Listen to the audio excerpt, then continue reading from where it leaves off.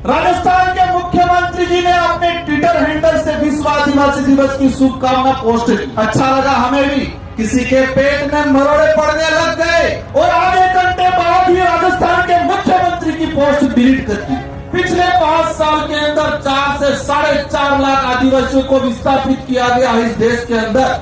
और ये बात याद रखना, कोई कुछ भी कहे कि नहीं बनेगा बिल प्रदेश, वही लोग 5 साल पहले जोहार का विरोध करते थे, आज जोहार बोल रहे। वही लोग 5 साल पहले आदिवासी शब्द का विरोध करते थे, वनवासी कहते थे, वही लोग आज आदिवासी शब्द पे आ गए। और मैं कहता हूँ 5 साल बाद यही लोग कहेंगे फिर प्रदेश बनना चाहिए, क्योंकि उनका बेटा कहेगा फिर प्रदेश बनना चाहिए। श्री राजकुमार रोत।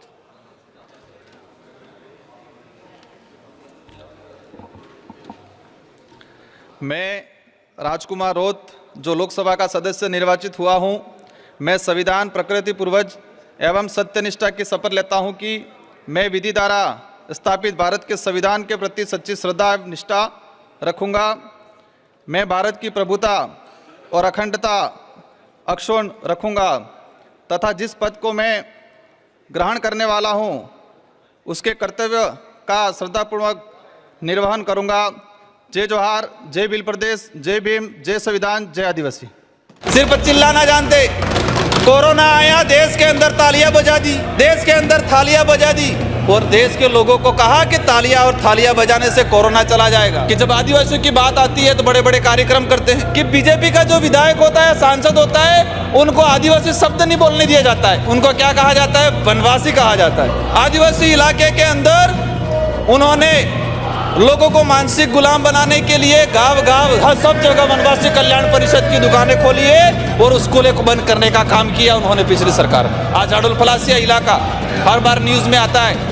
बीजेपी के एक बड़े दिग्गज नेता है, राजनीति करने के लिए हर बार चले जाते हैं वहाँ, लेकिन क्या किया उस इलाके में? स्कूलें बंद करने का काम किया है और आरएसएस की वनवासी कल्याण परिषद की शाखाएं खोलने का काम किया है। लेकिन ये समय अब दूर नहीं रहा है कि आदिवासी इलाका, एससी समाज हो, गरीब समाज हो, पिछड़ी समाज हो, उनकी जो चाल है, उनकी जो नीतियां है, उनको समझने लग गई है और बहुत जल्दी उस इलाके में खाता भी नहीं खोलने वाला है। ये सदन मोदी जी, राहुल जी और राम मंदिर के लिए नहीं है, ये सदन राजस्थान की जनता के लिए है। इस सदन से राजस्थान का भविष्य तय होता है।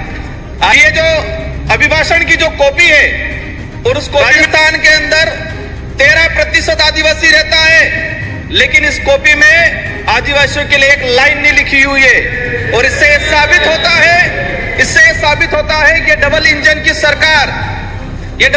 की सरकार आदिवासी विरोधी है। ये युवाओं को मंदिर का घंटा समझ रखा है। अगर आजादी में सबसे ज्यादा अगर किसी ने बलिदान दिया है तो आदिवासी समाज ने दिया है। 1913 के अंदर मानगढ़ के अंदर 1500 आदिवासी मारे गए। आज माही डैम बना, कटड़ा डैम बना, आदिवासी विस्थापित हुआ।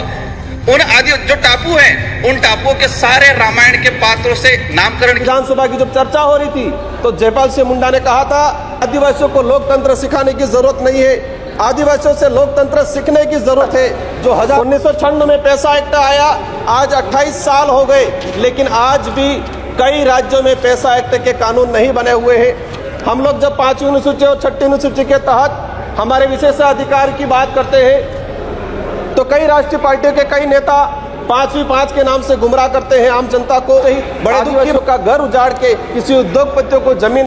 कि भारत की संसद में अनुच्छेद 243 जेड-सी के तहत अगर कानून पास नहीं होता है, इससे पहले अनुसूचित क्षेत्र के अंदर नगर पालिकाओं का गठन नहीं किया जा सकता है। आदिवासी इलाके के अंदर नगर पालिकाओं का तेजी से गठन हो रहा है। केंद्र सरकार स्वयं संज्ञान लेकर अनुसूचित क्षेत्र में असंवैधानिक तरीके से नगर पालिका का जो गठन हो रहा है उसको रोका जाए। कि हम कुछ कर पाए नहीं कर पाए, लेकिन इतना काम जरूर करना है कि हमारे पूर्वजों ने जो व्यवस्था बनाई है, हमारे पूर्वजों ने जो लड़ झगड़ के लाखों बलिदान दे के ये जो संवैधानिक प्रावधान जो हमको दिए हैं, जो शेड्यूल 5 या शेड्यूल 6 का है, और इन प्रावधानों के तहत हमको आदिवासी होने का प्रमाण पत्र मिलता है और वो प्रमाण पत्र मिलता है तब हम एमएलए एमपी बनते हैं। अगर वो प्रमाण पत्र नहीं मिलता तो हम एमएलए एमपी नहीं बनते। तो मैं एक बात कहना चाहूंगा, नया कुछ कर पाओ नहीं कर पाओ, लेकिन हमारे पूर्वजों ने जो हमारे लिए करके गए हैं, जो लाखों बलिदान दिया है। देश के इतिहास के अंदर देखा जाए तो आदिवासी समाज ने सबसे ज्यादा बलिदान दिया है। भले उस समय राजा रजवाड़े हो, मुगल हो, अंग्रेज हो, लाखों बलिदान देने के बाद इस संविधान के अंदर हमारे संवैधानिक प्रावधान मिले हैं। जो कल्चर बचा हुआ है, जो हमारी पहचान बची हुई है, वो भी हमारे पुरखों की बदौलत बची हुई है।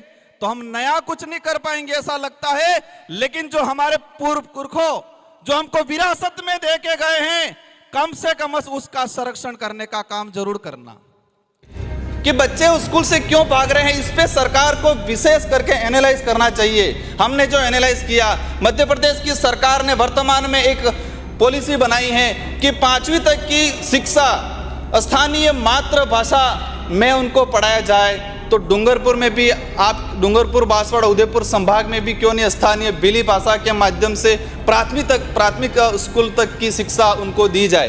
क्योंकि वहाँ आर्टिकल 244(1) पैरा 5 के तहत उसमें स्पष्ट लिखा होता है कि शेड्यूल एरिया जो है उसमें जल जंगल जमीन पर मालिकाना हक आदिवासियों का होता है। लेकिन क्या स्थिति बनी हुई है वहाँ? अगर जंगल की बात करें, मैंने जो पिछले सदन में क्वेश्चन लगाया था उसमें वन विभाग के बारे में जाना, तो लगभग सभी जगह वन विभाग का कब्जा कर रखा है। और उस वन विभाग का जो एरिया है उसमें 30% एरिया पे आदिवासी लोग काबिज है, और उन लोगों को यह भी नहीं पता है कि हम वन विभाग में काबिज हैं। जब जल की बात आती है, उस एरिया में सबसे बड़ा 2 बांध बने हुए हैं, माही बांध और कटना बांध, और दोनों पे गुजरात राज्य का कब्जा है। राजस्थान के लोग उसको डैम से पानी पीने के लिए उपयोग में भी ले सकते हैं। ये स्थिति बनी हुई है। आज हम सब जब यहाँ हैं, मैं आज ST कैटेगरी से आता हूँ, यहाँ पर आया हूँ, इसके पीछे 2 कारण हैं। एक तो मेरे समुदाय का प्रमाण पत्र और दूसरा एजुकेशन।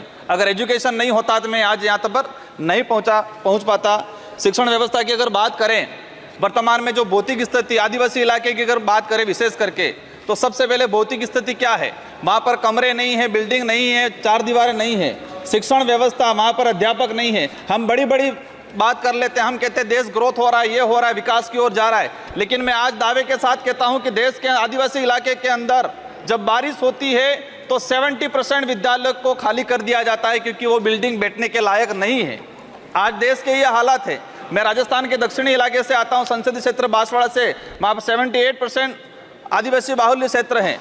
वहाँ पर मेरे उस इलाके के अंदर हायर एजुकेशन हो या अपर एजुकेशन हो, उसमें स्थिति ये बनी हुई है कि एक कमरे के अंदर, सभापति महोदय, मैं मंत्री महोदय के ध्यान में लाना चाहूँगा कि देश के उस ऐसा कोना भी है जहाँ पर 3-3, 4-4 क्लास के बच्चे एक रूम में बैठते हैं, 6वीं, 7वीं, 8वीं, 9वीं। और हम दावा कर रहे हैं कि देश को गति की ओर, प्रगति की ओर ले जा रहे हैं, अमृत महोत्सव की ओर ले जा रहे हैं। एक कमरे में 4 क्लास के बच्चे बैठेंगे, टीचर किसको पढ़ाएगा? और वो बच्चा डिग्री प्राप्त करके कहाँ जाएगा, क्या करेगा आगे जाके? उसका भविष्य अंधकार में जा रहा है। माननीय सभापति महोदय, देश के वर्तमान के अंदर जो पॉलिसी ला रहे हैं, नई शिक्षा नीति मेरी समझ के अनुसार प्राइवेटीकरण को आगे बढ़ाने का नीति है। इसमें सीधा सा एक ला दिया गया है कि 6 साल का बच्चा होगा वही पहली क्लास में एडमिशन लेगा। देश का कौन सा परिवार ऐसा है, किस समुदाय के कोई व्यक्ति ऐसा है जो 6 साल का बच्चा होगा इसके बाद एडमिशन कराएगा? इस स्थिति में आने वाले 10 साल बाद सरकारी संस्थाएं खत्म होने वाली है। आज प्राइवेट स्कूल में 3 साल का बच्चा एडमिशन ले रहा है, और हम नई शिक्षा नीति में ला रहे हैं कि 6 साल का बच्चा होगा, इसके बाद पहली क्लास में एडमिशन लेगा। कहाँ जाएगा वो? इस स्थिति में आने वाले समय में सरकारी सिस्टम खत्म करने की जो नीति ला रहे हैं वो कहीं न कहीं घातक है।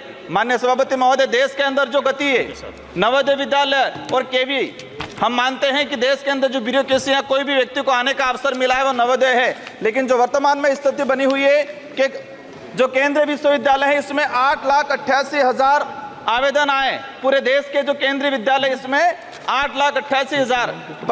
प्रवेश कितनों को मिला है? 75,703 बच्चों को प्रवेश मिला है। इसका मतलब ये क्लियर हो गया कि 8% बच्चों को ही प्रवेश मिल रहा है। माननीय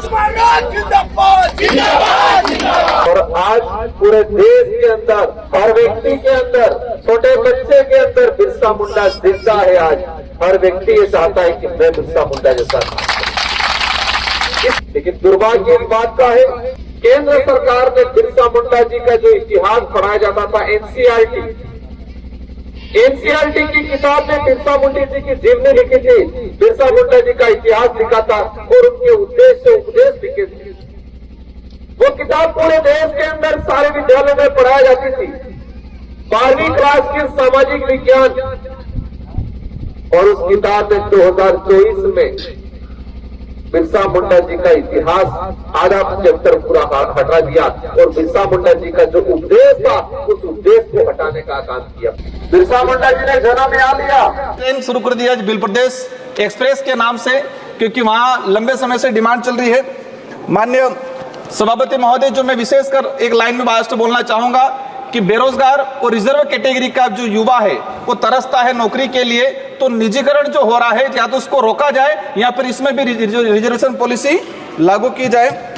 और अंत में एक ही चीज, हमारा डूंगरपुर जो रेलवे स्टेशन है, हमारे वहां के लोगों की डिमांड है, हर पार्टी के पदाधिकारियों की डिमांड है कि उसका नामकरण राजा डूंगर बरंडा बिल के नाम से इसका नामकरण किया जाए। तो मेरा वही चीज, धन्यवाद, आभार, जोहार।